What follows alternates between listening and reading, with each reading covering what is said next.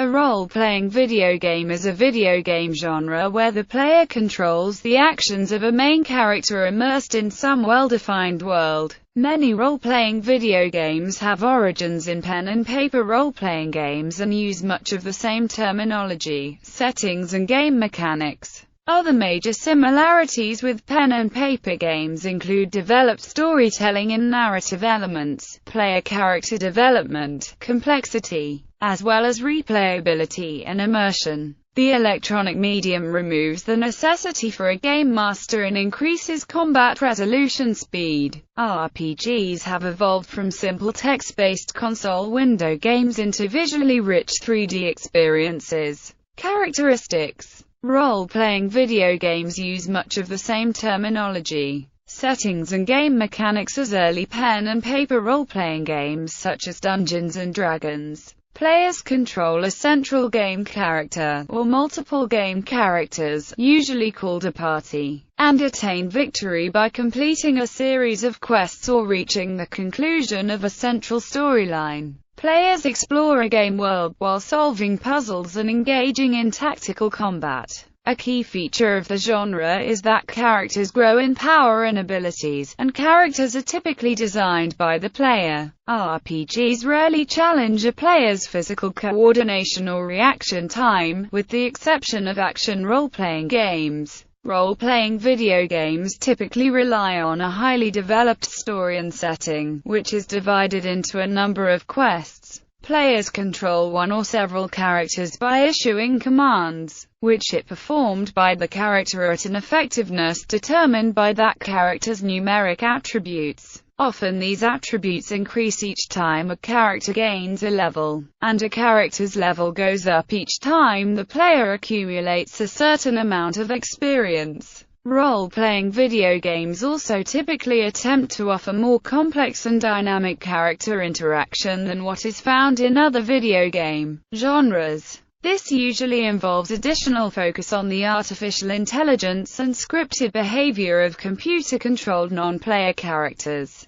Story and setting: the premise of most role-playing games tasks the player with saving the world, or whichever level of society is threatened. There are often twists and turns as the story progresses, such as the surprise appearance of estranged relatives, or enemies who become friends, or vice versa. The game world tends to be set in a fantasy or science fiction universe, which allows players to do things they cannot do in real life and helps players suspend their disbelief about the rapid character growth. To a lesser extent, settings closer to the present day or near future are possible. A strong story often provides half the entertainment in the game. Because these games have strong storylines, they can often make effective use of recorded dialogue and voice-over narration. Players of these games tend to appreciate long cutscenes more than players of faster action games. While most games advance the plot where the player defeats an enemy or completes a level,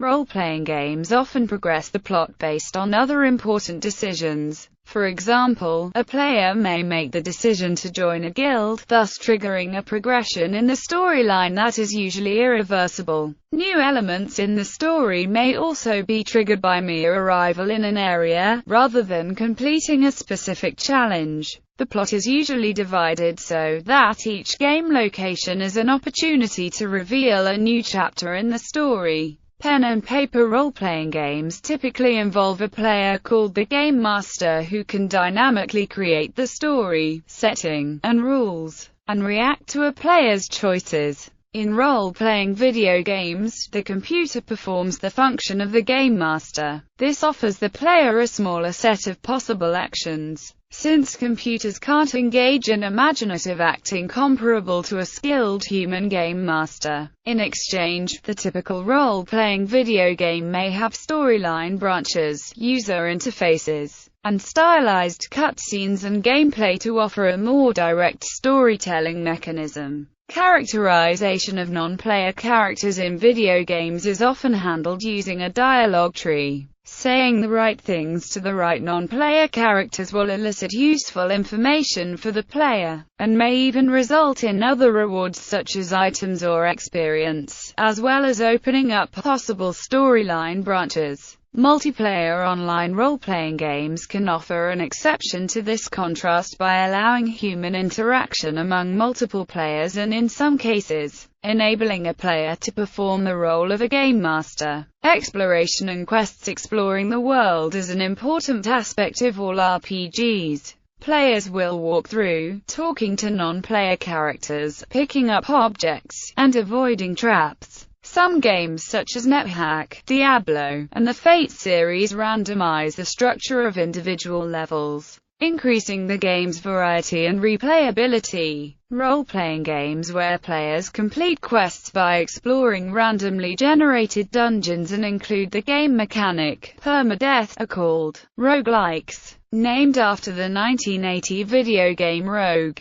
The game's story is often mapped onto exploration, where each chapter of the story is mapped onto a different location. Unlike other linear games, RPGs usually allow players to return to previously visited locations. Usually, there is nothing left to do there, although some locations change throughout the story and offer the player new things to do in response. Players must acquire enough power to overcome a major challenge in order to progress to the next area, and this structure can be compared to the boss characters at the end of levels in action games. The player typically must complete a linear sequence of certain quests in order to reach the end of the game's story. Although quests in some games such as Arcanum or Jenniforge can limit or enable certain choices later in the game, many RPGs also often allow the player to seek out optional side quests and character interactions. Quests of this sort can be found by talking to a non-player character, and there may be no penalty for abandoning or ignoring these quests other than a missed opportunity or reward. Quests may involve defeating one or many enemies, rescuing a non-player character, item fetch quests, or locational puzzles such as mysteriously locked doors, items and inventory. Players can find loot throughout the game world and collect it. Players can trade items for currency and better equipment. Trade takes place while interacting with certain friendly non-player characters, such as shopkeepers, and often uses a specialized trading screen. Purchased items go into the player's inventory. Some games turn inventory management into a logistical challenge by limiting the size of the player's inventory, thus forcing the player to decide what they must carry at the time. This can be done by limiting the maximum weight that a player can carry, by employing a system of arranging items in a virtual space, or by simply limiting the number of items that can be held. Character actions and abilities. Most of the actions in an RPG are performed indirectly, with the player selecting an action and the character performing it by their own accord. Success at that action depends on the character's numeric attributes. Role-playing video games often simulate die-rolling mechanics from non-electronic role-playing games to determine success or failure. As a character's attributes improve, the chances of succeeding at a particular action will increase. Many role-playing games allow players to play as an evil character. Although robbing and murdering indiscriminately may make it easier to get money, there are usually consequences in that other characters will become uncooperative or even hostile towards the player. Thus, these games allow players to make moral choices, but force players to live with the consequences of their actions.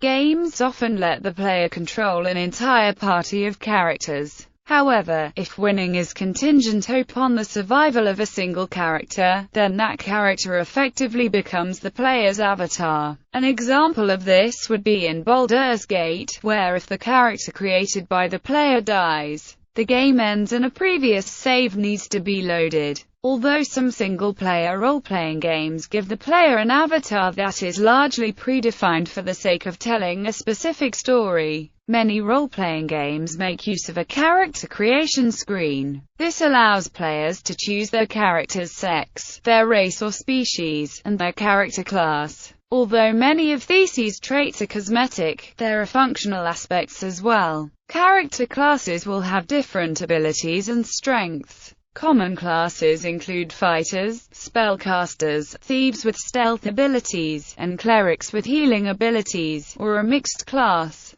such as a fighter who can cast simple spells. Characters will also have a range of physical attributes such as dexterity and strength, which affect a player's performance in combat. Mental attributes such as intelligence may affect a player's ability to perform and learn spells, while social attributes such as charisma may limit the player's choices while conversing with non-player characters. These attribute systems often strongly resemble the Dungeons & Dragons rule set. Role-playing games frequently make use of magical powers, or equivalents such as psychic powers or advanced technology. These abilities are confined to specific characters such as mages, spellcasters, or magic users. In games where the player controls multiple characters, these magic users usually complement the physical strength of other classes. Magic can be used to attack, to defend, or to temporarily change an enemy or ally's attributes. While some games allow players to gradually consume a spell, as ammunition is consumed by a gun,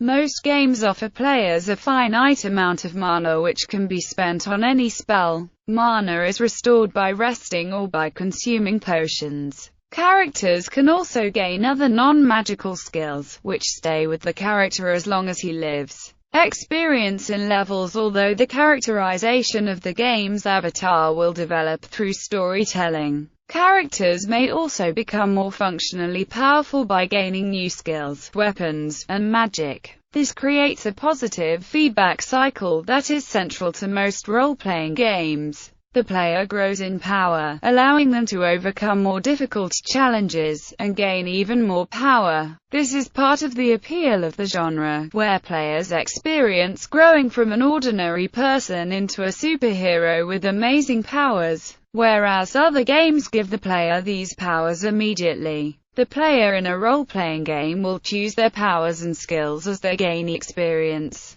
Role-playing games usually measure progress by counting experience points and character levels. Experience is usually earned by defeating enemies in combat, with some games offering experience for completing certain quests or conversations. Experience becomes a form of score, and accumulating a certain amount of experience will cause the character's level to go up. This is called leveling up, and gives the player an opportunity to raise one or more of his character's attributes. Many RPGs allow players to choose how to improve their character, by allocating a finite number of points into the attributes of their choice. Gaining experience will also unlock new magic spells for characters that use magic. Some role-playing games also give the player specific skill points, which can be used to unlock a new skill or improve an existing one. This may sometimes be implemented as a skill tree, as with the technology trees seen in strategy video games. Learning a particular skill in the tree will unlock more powerful skills deeper in the tree. 3 different systems of rewarding the player characters for solving the tasks in the game can be set apart: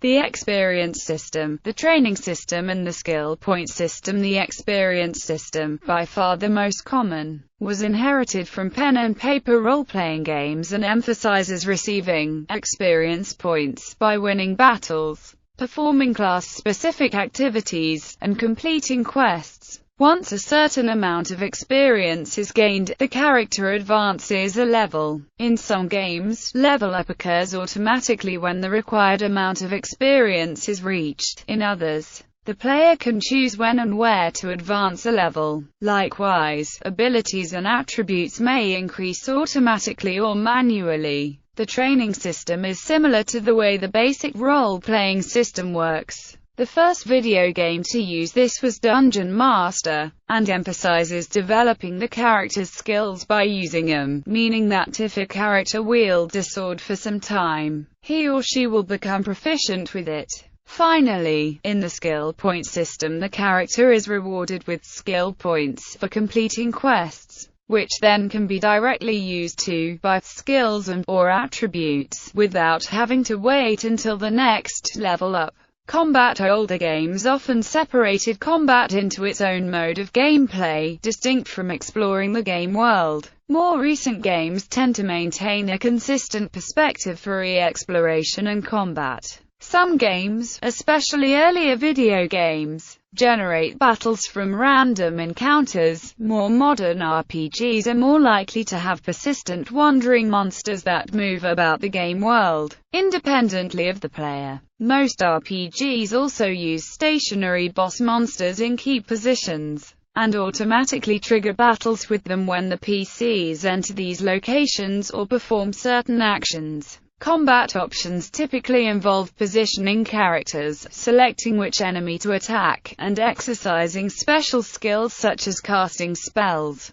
In a classical turn-based system, only one character may act at a time. All other characters remain still, with a few exceptions that may involve the use of special abilities. The order in which the characters act is usually dependent on their attributes, such as speed or agility. This system rewards strategic planning more than quickness. It also points to the fact that realism in games is a means to the end of immersion in the game world, not an end in itself. A turn-based system makes it possible, for example, to run within range of an opponent and kill him before he gets a chance to act, or duck out from behind hard cover fire, and retreat back without an opponent being able to fire, which are of course both impossibilities. However, tactical possibilities have been created by this unreality that did not exist before. The player determines whether the loss of immersion in the reality of the game is worth the satisfaction gained from the development of the tactic and its successful execution. Fallout has been praised as being the shining example of a good turn-based combat system.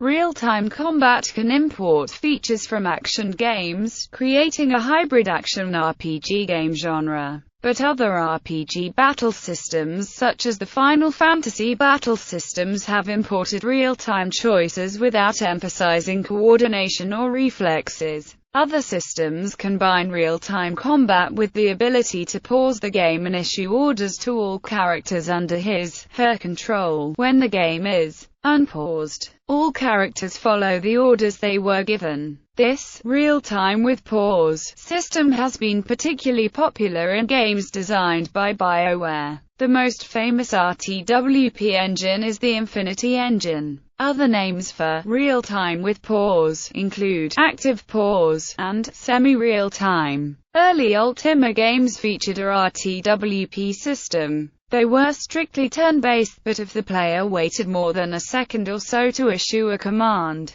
the game would automatically issue a pass command, allowing the monsters to take a turn while the PCs did nothing. Fallout Tactics. Brotherhood of Steel is another game which used this system. There is a further subdivision by the structure of the battle system. In many early games, such as Wizardry, monsters and the party are arrayed into ranks, and can only attack enemies in the front rank with melee weapons. Other games, such as most of the Ultima series, employed duplicates of the miniatures combat system traditionally used in the early role-playing games. Representations of the player characters and monsters would move around an arena modeled after the surrounding terrain, attacking any enemies that are sufficiently near. Interface and graphics. Players typically navigate the game world from a first or third-person perspective in 3D RPGs. However, an isometric or aerial top-down perspective is common in party-based RPGs. In order to give the player a clear view of their entire party and their surroundings, role-playing games require the player to manage a large amount of information, and frequently make use of a windowed interface. For example, spellcasting characters will often have a menu of spells they can use. On the PC, players typically use the mouse to click on icons and menu options, while console games duplicate this functionality with the game controller. Older games often revealed calculations of the game as seen in Dungeons & Dragons games, although more recent games have removed this information to improve immersion.